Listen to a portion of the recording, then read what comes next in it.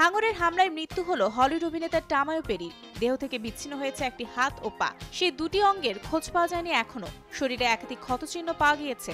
কাজ করতেন হাওয়াই দ্বীপের সমুদ্রে লাইফগার্ড হিসেবে। সে সময় তার লাইফগার্ডে কাজের বিরতি চলছিল।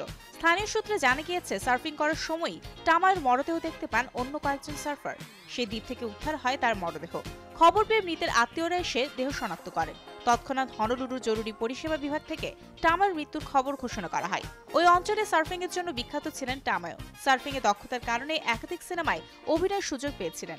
জন টেপ অভিনীত পাইরেটস অফ দ্য ক্যারিবিয়ান সিনেমায় অভিনয় করে নজর কেড়েছিলেন টামায়ো। এছাড়াও Lost, Blue Crush, Charlie's Angels 2, Hawaii 5-0 তে অভিনয় করেছেন। পাশাপাশি একটা ঠান্ডা পানীয়র বিজ্ঞাপনেও কাজ করেছিলেন তিনি।